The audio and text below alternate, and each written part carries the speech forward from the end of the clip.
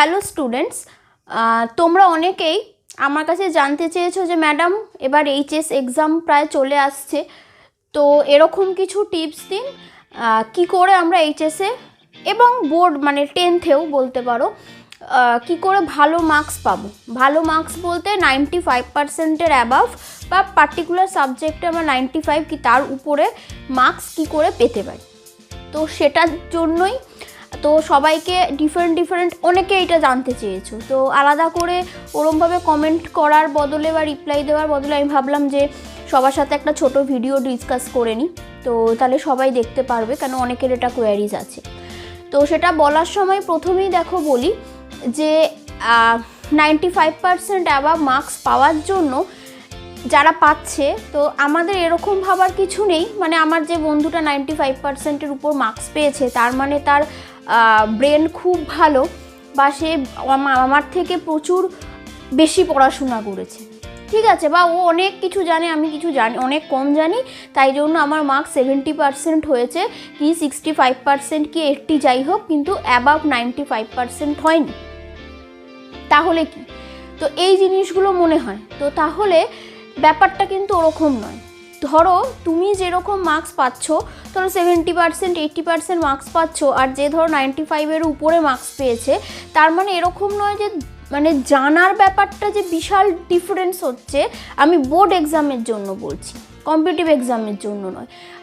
তা কিন্তু সব সময় হয় না, হয় অনেক সময় কেউ হয়তো প্রথম দিকটা ঠিকঠাক পড়াশোনা করনি, কোনো নেগলিজেন্সি হয়েছে, এটা হতে পারে, কিন্তু মেন যেটা ব্যাপার সেটা হচ্ছে যে একদম নর্মাল আমরা কিছু জিনিসকে মানে কিছু টপিককে বা ট্রিক্সকে একটু মেনটেন করব, একদম সিম্পল কিছু ট্রিক্সকে মেনটেন করে তোমাদের ধরো এখন থেকে এই আজকে থেকে বোর্ড এক্সামের মিডিলে যে কয়েকটা মাস তোমরা পাচ্ছ টাইম, তো সেটুকু সময়ও যদি এইটুকুকে ফলো করা যায় তাহলেও দেখবে তোমাদের কিন্তু পার্সেন্টেজটা অনেকটা ইনক্রিজ করছে, ঠিক আছে। এবং তার মানে এই নয় যে সেটার জন্য আমাকে মানে কাউকে শুনলে কি কেউ দিনে 12 ঘন্টা পড়ছে, আমাকেও 12 ঘন্টাই করতে হবে, কে 14 ঘন্টা করছে আমাকে 14 ঘন্টা পড়তে হবে, ওই বন্ধু বলছে আমি প্রচুর পড়ছি, মানে ব্যাপারটা ঠিক তুমি কত ঘন্টা পড়ছো, সেই টাইম মেনটেন করে তুমি কত সময় পড়ছো, সেটার চেয়ে বড় কথা হলো তুমি কতটা কোয়ালিটিটাকে মেনটেন করে পড়ছো, তাই না? আমি ধরো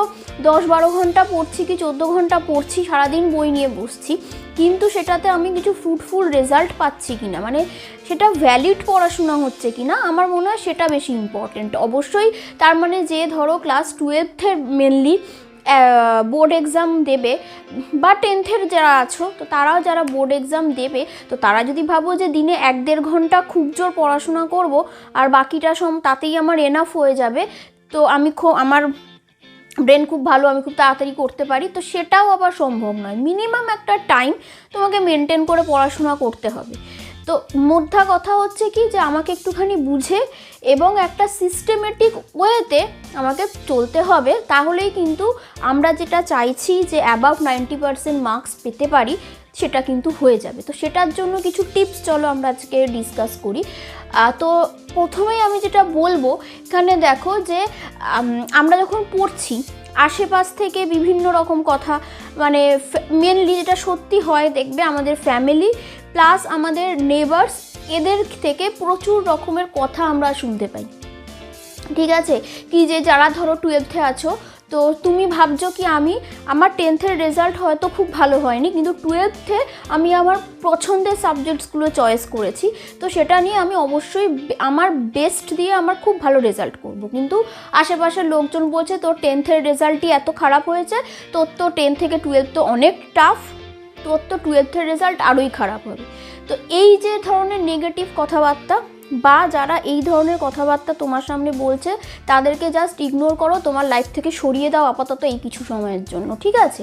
তো আমার মনে হয় যদি যে আমি করব, তো তখন আমাকে নিজের থেকে মোটিভেশন থাকতে হবে, আমাকে কেউ মোটিভেট করবে সেই আশায় আমি থাকলে হবে না, আমাকে ভাবতে হবে আমায় তো আলটিমেটলি যা করার আমাকে করতে হবে। তোমাকে অবশ্যই টিচার্সরা সাপোর্ট করছেন, কিন্তু আলটিমেটলি তুমি কি রেজাল্ট করবে সেটা কিন্তু পুরোটাই ডিপেন্ড করছে তোমার উপর।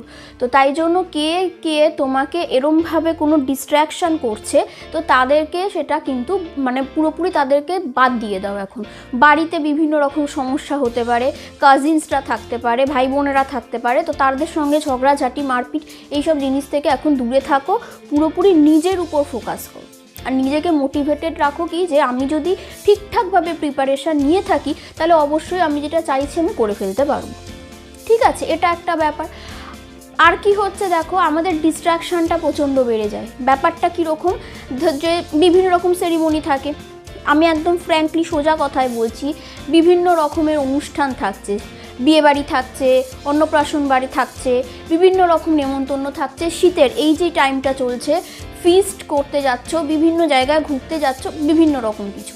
তো এই জিনিসগুলো তোমরা একটা এই যে উইন্টার সিজনটায়, বা তোমরা বলবে কি ম্যাম তাহলে কি এইচএস দেবো বলে কি 10th বোর্ড এক্সাম দেবো বলে কোনো রকম কোনো আনন্দই করবো না, সেটা কথা নয়। একটু লিমিটেড ওয়েতে করো, তাই না? তোমরা ধরো এই যে মান্থটা এখন যে সময়টা যাচ্ছে, তোমরা যদি দেখো যে উইকে প্রায় একটা ডে করে তোমাদের কোথাও না কোথাও কোনো আউটিং থাকছে, তাহলে ব্যাপারটা হচ্ছে তোমরা উইকে ওই একটা ডে পড়ছো না বা পড়াশোনা করছো না বলে যে প্রচুর এফেক্ট হচ্ছে, তোমরা অনেকটা পিছাচ্ছ সেরকম ব্যাপারটা নয়। কিন্তু ভেবে দেখো উইকে যদি একটা ডে করে তোমরা কোথাও কোনো একটা প্রোগ্রাম থাকে, তো সেই প্রোগ্রামটায় কি করবে, কিভাবে যাবে, কিভাবে আসবে, কি হবে, এই যে প্রোগ্রামিং, তাতে কিন্তু ওই উইকটার আরও 2 ডে চলে গেল। এবার তোমরা ওই ব্যাপারগুলো নিয়ে ভাবছো, তার মানেই তোমাদের পড়াশোনা থিঙ্কিংটা থেকে মাইন্ডটা ডাইভার্ট হয়ে যাচ্ছে। এবার তুমি বলো যে কোনো একটা প্রোগ্রামের জন্য তুমি 1-2 দিন কি মানে 2 মাস অন্তর কি একটা দিন এরকমভাবে তোমরা দিতেই পারো। কিন্তু এরকম যদি হয়ে যায় যে দিনের পর দিন আজকে ঘুরতে যাচ্ছি, কালকে আমার প্রোগ্রাম আছে, তো এই সব করেও যদি ভাবি যে আমি আমার 95%-এর উপরের টার্গেট অ্যাচিভ করতে পারবো, তো সাধারণভাবেই পারবে না, তাই না? থাকুক না, অনেক অনুষ্ঠান থাকতেই পারে, তুমি অ্যাভয়েড করে দাও। তোমার যেটাতে মনে হচ্ছে আমার গেলে ভালো লাগতে পারে, বা তুমি সেটাও অ্যাটেন্ড করবে, প্লাস তোমার সেক্ষেত্রে লসটা বেশি হবে না বা টাইমটা লস কম হবে। বা তুমি ধরো গেলে, কিন্তু এই যে আলোচনাগুলো, অ্যারেঞ্জমেন্টগুলো, কি করে যাব, কি করব, কিভাবে আসব, কবে যাব, এই সব ব্যাপারে তুমি থাকোই না। তুমি তোমার পড়াশোনাতে ফোকাস থাকো। তুমি চাইছো কখন যেতে হবে, ঠিক আছে, সেই সময় যদি আমি অ্যাভেলেবেল থাকি, না তো সরি আমি যেতে পারবো না। ওকে, এই ব্যাপারটা কিন্তু অ্যাটলিস্ট 10th-12th স্টুডেন্ট যারা বোর্ডের আছো, তো সেটা করো। সব সময় সবাই যাচ্ছে আমিও চলে যাই করলে হবে না, ঠিক আছে? তুমি না বলো যে আমি যেতে পারবো না, এটা একটা মানে কি না, ডিস্ট্র্যাক্টেড হবে না। নিজেদের পড়াশোনা কি পড়বো মানে মাইন্ডে এটা ভাববে না এই আমি কালকে ওখানে যাব, পরশু ওখানে যাব, বরং এটা ভাবো যে আজকে আমার ফিজিক্সটা এতটা পড়া হয়েছে, আমাকে বায়োলজিটা এভাবে পড়তে হবে, কি আমার আজকে এখনও ম্যাথ প্র্যাকটিস হয়নি, কি আমার কেমিস্ট্রির কোন পোর্শনটা এখনও উইক আছে, এইগুলোকে মাইন্ডে চালো। এটা চালাবে না কি কোথায় কি করব, কি ঘুরবো, এই ব্যাপারগুলোকে, ঠিক আছে? সবসময় মাইন্ডটাকে চালাও, সবসময় এগুলোর মধ্যে দিয়ে ভাবতে থাকো যে আমার টার্গেট আর কত মান্থ বাকি আছে আমার ফাইনাল এক্সামের, তার মধ্যে থেকে আমার কোন কোন টপিক খুব ভালো রেডি, কোন কোন টপিকগুলোকে আরও ভালো করে রেডি করতে হবে, কি টপিকগুলোকে আমাকে লিখতে হবে বেশি, নোটস বানাতে হবে বেশি, এই জিনিসগুলোকে মাথায় চালো, অন্য কিছু নয়। ক্লিয়ার? আর সবথেকে বড় কথা, নিজেদের হেলথের উপর খুব ভালো করে কনসেন্ট্রেট করো, যাতে হেলথ ঠিক থাকে, কোনোভাবে যেন শরীর খারাপ হয়ে গিয়ে এই যে সমস্যাগুলোর মধ্যে থেকে টাইম তোমার না চলে যায়, ঠিক আছে? এটা দেখো। আর কি করব না, সব থেকে আরেকটা জিনিস তোমরা মনে রাখবে, পড়ার সাথে সাথে, আমরা তো পড়ছি, পড়ার সাথে সাথে প্রিভিয়াস ইয়ার্সের যে পেপারসগুলো আছে সেগুলোকে খুব ভালো করে প্র্যাকটিস করো। কত মার্কসের কী কোশ্চেন্স এসছে, অনেককে দেখি যে যারা ধরো এই সময় চলে এসেছো, কিছুদিন বাদে এইচএস দিতে যাবে বা 10th এক্সাম দিতে যাবে, কিন্তু তোমরা কত মার্কসের কত কি কোশ্চেন্স আসে, মানে কোশ্চেন প্যাটার্নটা কি হয় সেটাই এখনও পর্যন্ত ক্লিয়ারলি জানো না। তো এরকম করলে তো হবে না। টিচার তো জানেন, উনিই তো করিয়ে দিচ্ছেন, আমার কি দরকার আছে জানার, এইটা ভেবো না। মানে তুমি ভাবো কি যে টিচার করাচ্ছেন, উনি বোঝাচ্ছেন, আমার কিছু দরকার হলে, আমার কিছু আটকে গেলে ওটা উনি দেখিয়ে দেবেন, কিন্তু রেসপন্সিবিলিটিটা তোমার, ঠিক আছে? মার্কসটা তুমি পাবে, তাই সেই ব্যাপারটা তোমাকে মেনটেন করতে হবে। আমি সবটা জানবো, আমার এক্সাম আমি দিতে যাব, তাই আমাকে সবটা কিন্তু জানতে হবে, এই ব্যাপারটাকে ক্লিয়ার রাখো। খুব ভালো করে question paper, model paper time ধরে প্র্যাকটিস করো। অনেকের কি হয় সবটা জানা থাকে কিন্তু এক্সাম হলে লেখার প্র্যাকটিস থাকে না বা 3 আওয়ার্সে কমপ্লিট করার প্র্যাকটিস থাকে না। তাই জন্য আমরা কি করি, সব অ্যান্সার করে আসতে পারি না, কোশ্চেন চুজিংয়ে প্রবলেম হয়ে যায়। তো এই প্রবলেমগুলো এড়ানোর জন্য আমরা কি করব, এই যে টাইমটা সবাই এইচএসের সিলেবাস প্রায় শেষ, 10th তো অবশ্যই সিলেবাস সবার শেষ হয়ে গেছে, তো করে কি আমরা বইপত্র বন্ধ করে বসে থাকবো, আমার তো সিলেবাস শেষ, আবার পরীক্ষার 1 মাস বাদে নয় পড়া যাবে। সব থেকে বড় কথা, এখন এই বছরে যেহেতু টাইমটা এক্সটেন্ডেড হয়েছে, তো 12th এবং 10th স্টুডেন্টরা অনেকটা বেশি টাইম পাচ্ছ, তো এখন এই টাইমটাকে তো কাজে লাগাতে হবে। তো অবশ্যই তোমাকে প্র্যাকটিস করতে হবে, টাইম মেনটেন করে 3 আওয়ার্স ধরে যার যে সাবজেক্ট আছে, যে স্ট্রিমে আছো সব প্র্যাকটিস করো। অবশ্যই ম্যাথস যাদের, তাদের তো রোজই আমার মনে হয় যে 3 আওয়ার্স করে টাইম অ্যাটলিস্ট রোজ, যদি 3 আওয়ার্স করে না হয় 1.5 ঘন্টা করে সময় ম্যাথসের জন্য দিতেই হবে প্র্যাকটিসে। ঠিক আছে, আদার সাবজেক্টগুলোকে অল্টারনেট ডেতে তোমরা 3 আওয়ার্স ফুল পেপারে কতটা এক্সাম দিতে পারছো, তাতে কতটা ঠিক হচ্ছে অ্যান্সার, সেটা টিচারকে দিয়ে ইভ্যালুয়েট করো। ঠিক আছে, মানে সব কিছু টিচার করিয়ে দেবেন এরকমভাবে না থেকে আমার মনে হয় নিজে বোঝো যে নিজের আর কি কি জায়গায় ফাঁকা আছে, আর কি কি তোমায় করতে হবে, তাহলে তুমি ওই জায়গায় পৌঁছাতে পারবে। এটা ক্লিয়ার?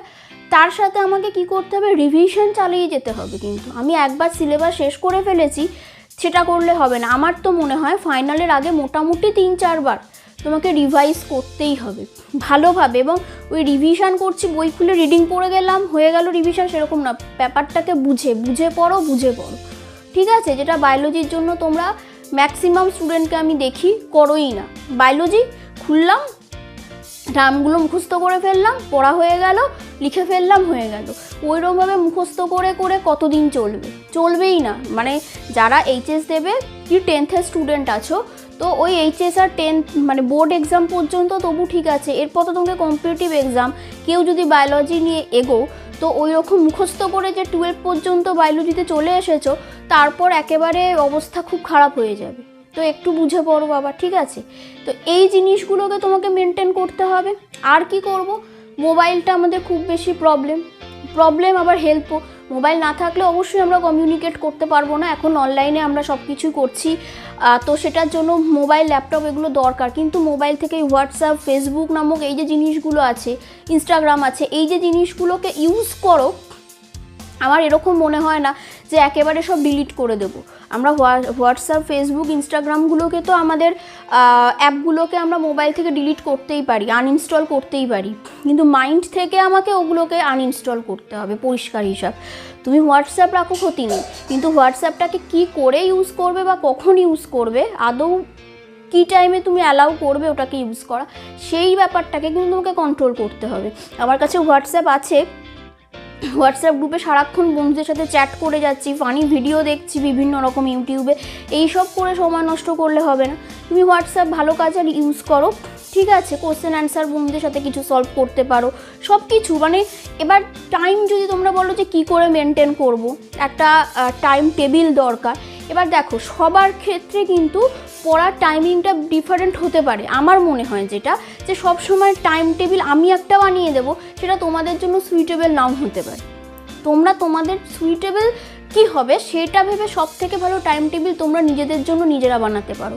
তোমরা দেখে নাও সকালবেলা কোন সময়টা ঘুম থেকে উঠলে তোমরা ঠিকঠাকভাবে পড়াশোনা করতে পারছো, দুপুরের দিকটায় কি পড়লে। অনেক সময় ধরো বলা হয় যে সকালের দিকে যেগুলো একটু পড়তে হবে, মানে মনে রাখতে হবে, সেগুলো পড়া, দুপুরবেলা অঙ্ক করা, রাত্রিবেলায় করা। আমার মনে হয় যে কারোর যদি মনে হয় যে আমি দুপুরের দিকে পড়তে ভালোবাসি, সকালে অঙ্ক করতে ভালোবাসি, তো সেটাই করো। সেজন্য নিজে যেটা চাইছো, যাতে নিজের মনে হয় কি যে এটা করলে দেখতে পাচ্ছি আমার জন্য ফ্রুটফুল হচ্ছে, সেভাবে একটা ছোটোখাটো টাইম টেবিল বানিয়ে রাখতে পারো। কিন্তু একটা টিপস আমি বলতে পারি কি, যে টাইম টেবিলটা তোমরা ধরো এখন যতদিন এক্সাম বাকি আছে, মিডিলে যটা মান্থ পাচ্ছ, পুরো মান্থের একটা টাইম টেবিল বানিয়ে ফেলো না, গন্ডগোল হয়ে যায়। মাঝে কিছু একটা হতেই পারে, কোথাও একটা তোমার দরকারে যেতে হলো বা কিছু হলো, তবে সেখানে কি হয়, গন্ডগোল হয়ে যায়। তোমরা ছোট ছোট একটা টার্গেট করো না, যে আমি আজকে রাত্রে শুতে যাচ্ছি, তো কালকে অ্যাটলিস্ট আমি কি কি করব এটা একটুখানি ভেবে রাখি। ঠিক আছে, যে আজকে আমি ম্যাথ টেস্ট দিয়েছি, তো ম্যাথের টেস্ট দিলে ইভ্যালুয়েশন করলে যে যে প্রবলেমগুলো হলো সেদিন সলভ করে নিলে, তো কালকে আমি হয়তো কেমিস্ট্রিটা দেখবো, কি আর্টসেরও যে কোনো সাবজেক্ট যদি হয় তো সেটা প্র্যাকটিস করব, এই টাইমটায় আমি আবার একটু ম্যাথ প্র্যাকটিস করব, ওই টাইমটা আমাকে বাংলা পড়তে হবে কি ইংলিশ করতে হবে, একটা লেটার রাইটিং করতে হবে। এভাবে তুমি নিজে আজকে রাত্রে শোয়ার সময় ঠিক করে নাও যে কালকে কতটুকু আমি করতে পারি, যেটুকু থাকছে সেটা নেক্সট দিন আমি কিভাবে করব। এরকমভাবে ছোট ছোট কিছু টার্গেট বানিয়ে এগোতে থাকো, ঠিক আছে? আর কি না ওই কে কী করছে, কেন করছে, ও ওই বই থেকে পড়ছে, আমাকেও তাহলে ওই বইটা কিনে পড়ে ফেলতে হবে, এসব করো না। রিসোর্স অনেক বেড়ে গেলে একবার এই বই একবার ওই বই করতে করতে গোটাটা ঘেটে যায়। মিনিমাম ক্লাস 10th জন্য এবং ক্লাস 12th জন্য এরকম কোশ্চেন্স আসে না যেখানে তোমাকে অনেক 4-5খানা বই পড়তে হবে। একটা স্ট্যান্ডার্ড বই খুব ভালো করে পড়ো, সেটা যেন না বাদ যায়, কনসেপ্টের কোথাও যেন কোনো না খামতি থাকে, সেটুকু করে নাও। এবার তুমি চলে আসো প্র্যাকটিস করতে।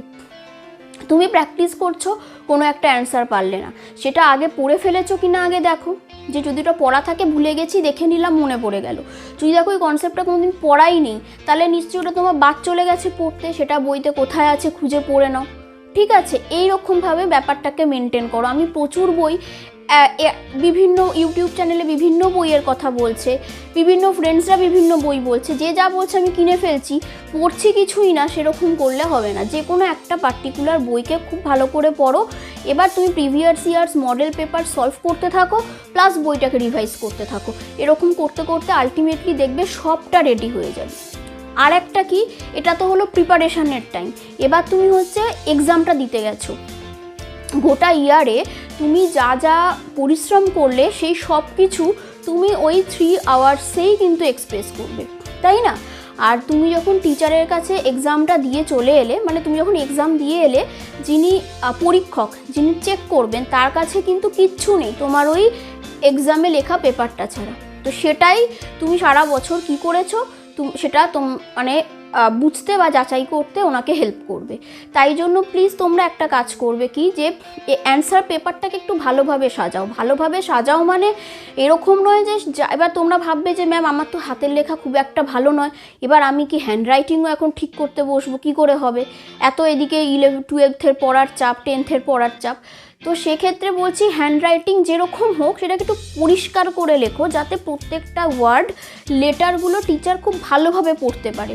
রিপ্রেজেন্টটা খুব ভালো করো। তোমরা কি করো, একটা ভুল, একটা কোশ্চেন্স এলো, ধরো 5 মার্কসের একটা কোশ্চেন্স এসছে, 5 মার্কসের কোশ্চেন্সে 3+2 আছে বা 3+1+1 আছে, এরকম ব্রেক করেই কোশ্চেন্সগুলো থাকে তোমরা জানো। এবার তোমরা থরলি সব লিখে ফেলছো, সেরকম না। প্রথমে 3 মার্কসের জন্য যে কোশ্চেনটা এসে তার একটা হেডিং দাও, একটা প্যারাগ্রাফ করে সেটার অ্যান্সার করো, এবার একটা লাইন গ্যাপ দাও, দিয়ে আবার পরের পার্টটার অ্যান্সারটাকে করো। এবং সব থেকে ভালো যদি বড় কোনো কোশ্চেন্স আসে পরপর ওভাবে না লিখে একটু পয়েন্ট আউট করো, ব্ল্যাক কালিতে লাইন মানে আমরা পয়েন্ট করব, তারপর ডেসক্রাইব করব। আশা করি বুঝতে পারছো, মানে এমনভাবে কপিটাকে আমি বানাবো টিচার যাতে পেজ উল্টাতে উল্টাতে জাস্ট উপর দিয়ে, ঠিক আছে, স্ক্যানিং করলেও যেন বুঝতে পারে তুমি কি লিখছো। এভাবে প্রেজেন্ট করো। বিশ্বাস করো, এখন যদি তুমি প্র্যাকটিস করো, ভাবছো হয়তো ওরকমভাবে তো করতে গেলে এক্সামে অনেকটা সময় চলে যাবে, একদম যাবে না, এখন অনেক টাইম আছে। ঘরে যখন বসে টিচারের কাছে যখন বসে প্র্যাকটিস টেস্টগুলো দেবে, এভাবেই এখন থেকে প্র্যাকটিস করো। বায়োলজির যে কোনো কোশ্চেন্স যেগুলোতে দেখবে একটু 2 মার্কস কি 3 মার্কস 5 মার্কস আছে, আঁকার সম্ভব হলে, ডায়াগ্রাম দেওয়ার সম্ভব হলে অবশ্যই ডায়াগ্রাম উইথ লেবেলিং করতে থাকো। এবার ডায়াগ্রাম আমি তো ম্যাম ভালো আঁকতেই পারি না, আমি কি করব? খুব সিম্পলভাবে আঁকো, পয়েন্টগুলোকে সুন্দর করে করো, ঠিকঠাকভাবে করো, যাতে তুমি বোঝাতে পারো এক্সামিনারকে যেটা আমি জানি। আমার ডায়াগ্রাম খুব সুন্দর হয় না তো কি করা যাবে, ঠিক আছে, তবু চেষ্টা করো যতটা নিট অ্যান্ড ক্লিন করা যায়, মানে অ্যান্সার পেপারটাকে খুব নিট অ্যান্ড ক্লিন রাখো, যাতে টিচার যিনি দেখবেন জাস্ট স্ক্যান করলেও বুঝে যান তুমি কি অ্যান্সার লিখছো। অ্যান্সার লেখার সময় ধরো কিছু মেন পয়েন্ট সেগুলোকে আন্ডারলাইন করলে, কোনো একটা কিছু টার্মস ইউজ করছো, ইম্পর্টেন্ট টার্মস, বায়োলজিক্যাল কোনো ইম্পর্টেন্ট টার্মস লিখছো, বেঙ্গলি ইংলিশে কোনো কোটেশন লিখছো, আলাদা ইঙ্কে লিখতে পারো বা লিখে কোনো ইঙ্ক দিয়ে তুমি আন্ডারলাইন করতে পারো, যাতে তুমি কন্টেন্ট কী লিখেছো টিচার পুরো লাইন না পড়লেও উপর থেকে দেখে বুঝতে পারে, একটা গুড ভাইবস যাতে তৈরি হয় এক্সামিনারে তোমার কপিটা দেখে। সেই ইমপ্রেশনটা কিন্তু খুব জরুরি, ঠিক আছে? আশা করি তোমরা বুঝতে পারছো যে এক্সামে আর একেবারে টেনশান নয় যে কি হবে কি হবে কি হবে না, যেটা সময় আছে সেই সময়তে তুমি যদি ঠিকভাবে মেনটেন করে এগোতে পারো তাহলে কিন্তু অবশ্যই তোমাদের যে টার্গেটগুলো আছে সেখানে রিচ করতে পারবে। ওকে, তাহলে মেন কি হলো না, আমাকে নিজেকে মোটিভেট হতে হবে, সেলফ মোটিভেশনটা ইম্পর্টেন্ট। আর ওই যে ডিস্ট্রাকশান যেগুলো রয়েছে সেটা ফ্যামিলির থেকে হোক, কিন্তু প্রোগ্রাম হোক, বা নিজের ওই ফেসবুক, হোয়াটসঅ্যাপ, এই যে জিনিসগুলো আছে, এই যে কোনো রকমের কোনো এই যে ডিফারেন্ট যেটা তোমাকে পড়াশোনা থেকে ডিস্ট্রাকশান করছে, সেই রকম সব কিছুকে তুমি বাদ দিয়ে দাও, যাতে এখন শুধুমাত্র পড়াশোনাটাই একমাত্র ফোকাস হয় এবং সেটা নিয়েই তুমি ভাবতে পারো, সেটা করো। আর যেটা বললাম, বারবার রিভিশন করতে থাকো, নিজে বোঝো যে কোন জিনিসটাকে আরও বেশি করে করতে হবে, আরও বেশি করে একটুখানি জানতে হবে, তো সেইভাবে নিজেদেরকে প্রিপেয়ার করো। অবশ্যই যেখানটা অসুবিধে না বুঝে পড়তে থেকো না, টিচারকে আবার জেনে নাও যে কী প্রবলেম হচ্ছে, কেন বুঝতে পারছো না। ভালো করে মডেল পেপার, প্রিভিয়াস ইয়ার্স পেপারসগুলোকে প্র্যাকটিস করতে থাকো। অবশ্যই তোমরা 95%-এর উপরে মার্কস পাবে যে কোনো সাবজেক্টে। আর তুমি যদি ভাবো কি যে কোনো একজন ফ্রেন্ড বলেছে যে এই সাবজেক্টের আমি 3টে বই প্র্যাকটিস পড়ছি, তুই একটা বই তো পড়ছিস, তোমার এসে টেনশন হয়ে গেল যে ও 3-4টে বই থেকে পড়েছে, আমার তো মাত্র একটাই বই থেকে পড়ে এসেছি এতদিন, এবার তো আমার অবস্থা খারাপ। ওইসব না ভেবে নিজে কি করেছো সেটা দেখো, ওই একটা বইকে খুব ভালো করে পড়েছো কিনা দেখো। এইচএসে 10th-এ এমন কোনো কোশ্চেন্স আসবে না যেখানে 1000টা বই দরকার পড়বে তোমার। খুব ভালো করে একটা বই পড়ো, কনসেপ্ট ক্লিয়ার রাখো, কোশ্চেন্স পেপারের উপর খুব ভালোভাবে দেখো যে কিভাবে কি করতে হচ্ছে, এবং ওই যেভাবে বললাম অ্যান্সারগুলো লেখার জন্য একটা সিস্টেমেটিক ওয়েতে রিপ্রেজেন্ট করার চেষ্টা করো, অবশ্যই সাকসেস হবে। তো আশা করি এইটা তোমরা সবাই চেয়েছিলে জানতে, তো এটা দেখার পর কিছুটা নিশ্চয়ই বুঝতে পেরেছো। আরও কিছু যদি জানার থাকে তোমরা কমেন্টে জানিও, তো আমি রিপ্লাই করব, বা দরকার পড়লে আবার যদি ভিডিওর দরকার পড়ে আমি ভিডিও দেব। আর তোমরা অনেকেই চাইছো যে প্রিভিয়াস ইয়ার্সের পেপারস মানে শর্ট কোশ্চেন্সগুলো, ব্রড কোশ্চেন্সগুলো ডিসকাস করতে, বারবার আমাকে বলছো, তো তোমরা একেবারে চিন্তা করো না। তোমাদের এক্সাম কখন আমার মনে আছে, আমি অবশ্যই তার আগে যতটা সম্ভব তোমাদের সাথে এমসিকিউ ডিসকাস করে দেবো, বা ব্রড কোশ্চেন্সগুলো সব কিছু তো ওরমভাবে অ্যান্সার কী হবে ভিডিওতে লিখে দেওয়া সম্ভব নয়, কিন্তু কি অ্যান্সার হতে পারে সেগুলো আমি কিন্তু ঠিকঠাকভাবে ডিসকাস করে দেবো, কনসেপ্টটা যাতে তোমরা বুঝতে পারো। Thank you.